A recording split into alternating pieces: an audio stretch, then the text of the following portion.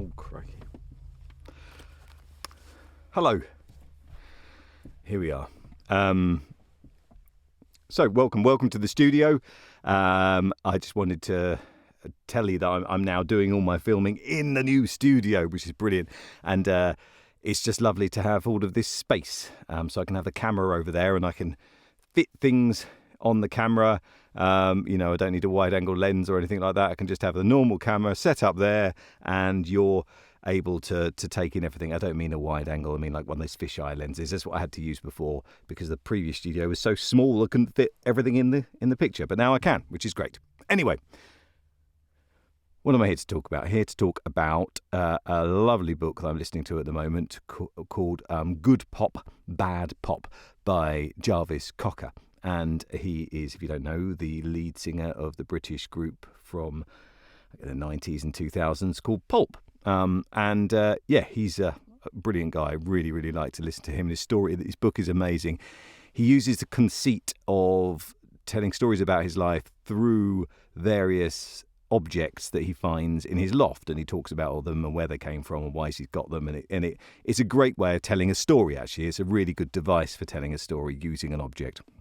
Because there's something about describing an object to the listener and then talking about that. And it's like a common third that you can both visualize. And it somehow brings the story to life in a stronger way. And I really like that. The other thing about Jarvis Cocker is he's got this lovely voice. And he used to do a Radio 6 music program. And when I think this is what he does. I'm not sure, but he certainly talks in quite a whispery way, just quite a low way. And there's something very engaging about the way that he talks about the music that he loves. And part of how he does that is he has the mic a little bit closer. So he'll bring the mic a bit closer, and as soon as you do that, you don't want to be talking too loudly because it will be too much, and you've got the headphones on so you can hear yourself. And when you're talking more quietly, you tend to drop to a slightly lower register in your voice, which is more calming.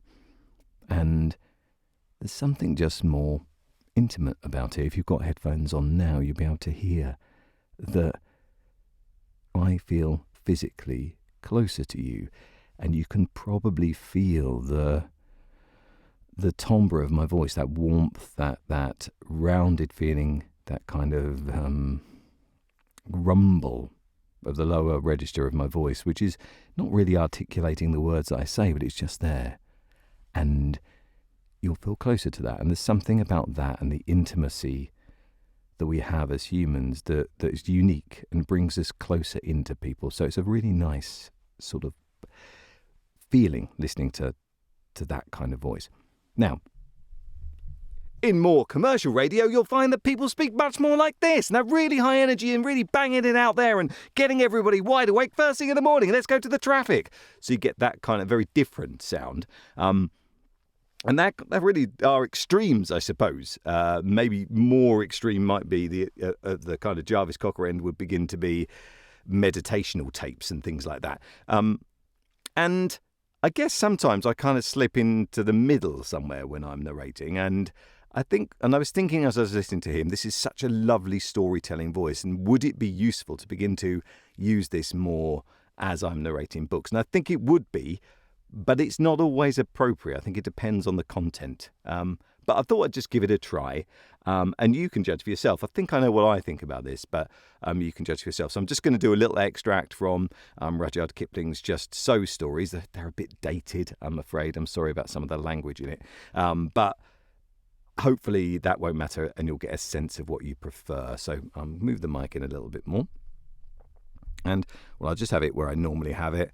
And then I'll do a couple of takes. So the first one I'll do is a little bit more high energy, but still in a storytelling way. So here we go. How the Leopard got his spots. In the days when everybody started fair, best beloved, the Leopard lived in a place called the High Veld. Remember, it was the low veld. Oh, sorry, I've gone wrong already.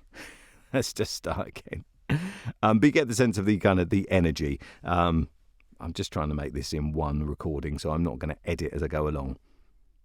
In the days when everybody started fair, best beloved, the Leopard lived in a place called the High Veld. Remember, it wasn't the Low Veld or the Bush Veld or the Sour Veld, but the exclusively bare, hot, shiny High Veld, where there was sand and sandy-coloured rock and exclusively tufts of sandy yellowish grass. The giraffe and the zebra and the eland and the kudu and the hartebeest lived there, and they were exclusively sandy yellow-brownish all over. But the leopard, he was the exclusivest, sandiest, yellowish, brownest of them all, a greyish-yellowish, catty-shaped kind of beast, and he matched the exclusively yellowish, greyish-brownish colour of the High Veld to one hair. Okay, so that's a slightly more energetic version. Apologies again for the mess-ups. Normally when I'm narrating I have to fix those as I go along, and as you can hear, I make them quite often. Here's the next one. We can move the mic in a little bit closer. How the leopard got his spots. In the days when everybody started fair, best beloved, the leopard lived in a place called the High Veld. Remember, it wasn't the Low Veld, or the Bush Veld, or the Sour Veld, but the exclusively bare, hot, shiny High Veld, where there was sand and sandy-coloured rock and exclusively tufts of sandy yellowish grass. The giraffe and the zebra and the eland and the kudu and the hartebeest lived there, and they were exclusively sandy yellow-brownish all over. But the leopard, he was the exclusivest, sandiest, yellowish-brownish of them all. A greyish-yellowish, catty-shaped kind of beast, and he matched the exclusively yellowish-greyish-brownish colour of the High Veld to one hair. Now, of course, you'll realise that the last version of that, I made less mistakes, so it probably sounds slightly better because of that, but I'd be interested to know what your thoughts were on those, or whether maybe it's somewhere in between. So there you go, 2 different styles of reading. Hope you enjoyed that. Thanks for coming along to the studio. Bye!